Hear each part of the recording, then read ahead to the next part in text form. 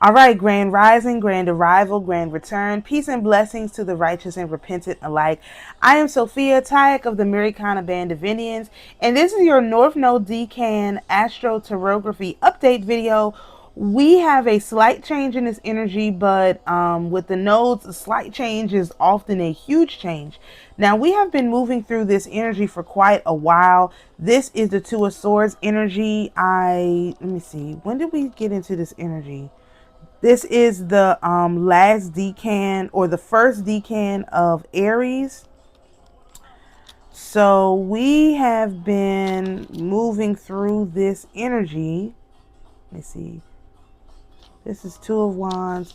Okay, so we have been moving through this energy for a long time. Hold on, I can see in my notes.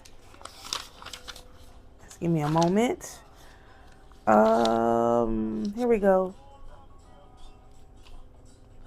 Since August, okay? We've been moving through this energy since August.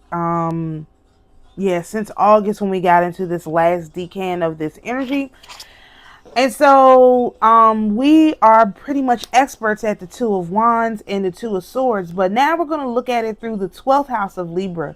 And I'm not really sure how many more houses we're going to go through until we get to the next one, but I find this to be very interesting as well. So the Two of Swords, or the Two of Wands, is plans, travel, and new ideas. Of course, this is our Jezebel card, our outside influence card. And so just remembering the story of Jezebel, why I always say this is our Jezebel card, is because she literally was sitting in the window, and this looks like a window. It's got the two poles, basically like a window. Looking out upon the earth, right? She had, at this point in the story, her son was dead. They knew she was coming for her. She had this prophecy that Elijah had given to her, saying that basically she was going to be eaten by the dogs. And there's going to be, actually it said there's going to be nothing left of her but her skull and her shoes or something like that. And so Jehu, which has been crowned the king of Israel, because her husband is dead, her son is dead. Jehu's the only one left. He's been crowned. I mean, he's not the only one left because he's not her family, but he has been crowned the king of Israel by Elijah. Okay, that's what the priest did in that day. And Elijah wasn't a priest; he was a prophet. Anyway, neither here nor there. Jehu has been crowned king, so he's on his way to the king's mansion to take it over because he is now the king. And Jezebel is there sitting in the window. She has gone to beautify herself up with the most beautiful things that she could find. And so she's sitting in the window going to proposition Jehu, said she could at least stay in the royal line because she worshiped foreign gods. That's the most important thing to remember about her. So if you look at, and more than likely she was the foreign part of the foreign gods she worshipped were whatever the precursor to the prophet was. Islam. It was Muslim. Okay. I don't know how else to say that. It's just whatever that religion was for those people in that area. The children of Ishmael. Okay. She was probably an Ishmaelite, more than likely. So just based on the story. I mean, anyway, not going to get into the long part of that. So she goes and beautifies herself in all of those Arabian ways. And so that she can cut a deal with Jehu to at least stay in the palace. Well, when Jehu pulls up, he tells her eunuchs, push her ass out the window. And they do it. They don't like her because she's probably a evil, wicked person. They push her out the window. The hyenas come, not even like regular dogs. They're hyenas. They come and they chew her up, and so that there's nothing left and the prophecy is fulfilled. So this is literally, it's a Jezebel looking out to see what her options are, and just willing to take Jehu as her option so that she can stay in power. That's what this card reminds me of, because you see the whole world there, plus you see the beauty, and think, okay, I'm just going to sit down here and make a deal Also gives, sort of insight into when Satan took Jesus to the top of the mountain and said, I will give you everything if you'll just bow to me. And something else I noticed in that story is when the other temptations weren't so bad, that temptation was unacceptable, because it is unacceptable for us to bow to anyone other than our Creator. And that's exactly what Satan wanted Jesus to do. He wanted Jesus to bow to him and not the creator, as if Satan was his creator, and that was too far, and Jesus banished him. He had gone too far, and then his 40 days were up, basically. So this energy is transmuted with the Two of Swords, which is our intuition card. Again, why is this our intuition card? She has two swords, big giant swords, and she's got to hold them up. She's blindfolded. She doesn't know what's in front of her or what's behind her. She's in all white. That's in a pretty much like a martyr or a priestess sort of outfit. She is getting dark. She doesn't know. She has to know when to swing those swords and when to hold the swords. And if she swings the swords instead of holding them, she could kill herself or anyone who comes into contact with her. So she can't swing her swords unless it's necessary. So this is all about using your intuition. That's how I get intuition from this card. All right, let's look at the 12th house of Libra. The 12th house of Libra is learn how to collaborate even if you don't feel like it. This whole decan of Two of Wands is about working together, because Jezebel was attempting to collaborate with Jehu, even though she didn't feel like it. She thought herself above Jehu. However, she still did what was necessary to attempt collaboration. However, there was a prophecy, and this is where this kind of there's a prophecy about that. So even though she was attempting to do the right thing, it didn't matter, because the prophecy said that she had to be eliminated because of what she did to Nabor and his field, and how she had him killed over the field.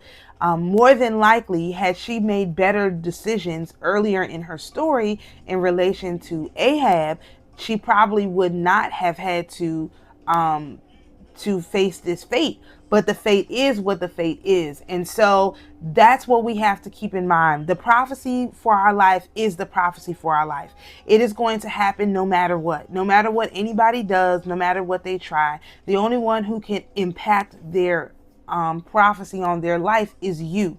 You have the power to repent, of course, ask for forgiveness, so on and so forth, to impact the prophecy that's on your life, especially if it's one that has you facing a lot of negative things. But it's up to you. Nobody can do it for you. In this Two of Swords, nobody can swing those swords but her. She is holding the swords. Like, no one can grab the swords. They're up way too high. She is the only one who's in charge of the swords. And therefore, if she's in charge of the swords, the prophecy is what it is. If the prophecy is for her to make it through her initiation, because it also feels like an initiation card to me based on some things I've been reading. Let me write that down.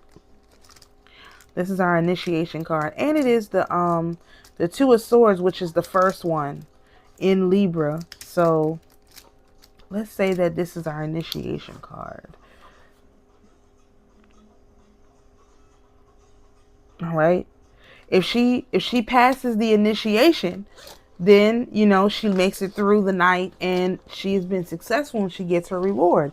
If she fails the initiation, she kills herself, whoever else is around her, and a bunch of stuff. But the prophecy she's already been told what she has to do. There's no doubt about it. This is a cardinal card to Libra is cardinal energy. So this is the harbinger of what is to come during this time period. And so, this is where that gets fulfilled one way or another. And so, it's just the way that it is. And so this is why we have to, just brace for impact. If you follow the my full moon videos, the ones that's on the Telegram, one of the spirit intelligences is related to justice and fate and dealing with things without karma and stuff like that. And so all of that is at play. Like, all of that is at play, and it just depends on what the person has done, what they're going to reap. You reap, what you sown, and you sown what you reap. And so that's basically what this is saying. Learn how to collaborate even if you don't feel like it. She had to collaborate in order to fulfill the prophecy, and her fate was death. But that doesn't mean our fate is going to be death, because in the case of Elijah, he had to collaborate with the angel after he killed the 450 prophets of Baal. He ran off into the wilderness, and what happened? The angel brought him. The angel brought him the what do you call it? Food every day to him on the mountain, so he could make he could do his 40 days of cleansing for all the lives that were taken at that time, and to make sure that those entities didn't try to latch on to him. That all those, you got to think about it, these were 450 prophets of Baal. They were probably carrying all kinds of demons. So if I was him, yeah, I would be scared, because as you're killing them, you're seeing the demons jump out. Yeah, you better get out of Dodge, because they're trying to come and get you whatever way that they can, because they were brutally ripped from their bodies. So yeah, I could understand why he would be a little bit nervous and run into the mountain for purification and for nothing else. And we see Jesus went into the mountain for his purification. So that's not really unheard of. So anyway, I hope that this has been helpful. Of course, we'll cover this on our daily videos in more depth as this energy comes through, so that we can better utilize it and transmute it. Peace and blessings to each one of you, and we'll see you in the next video.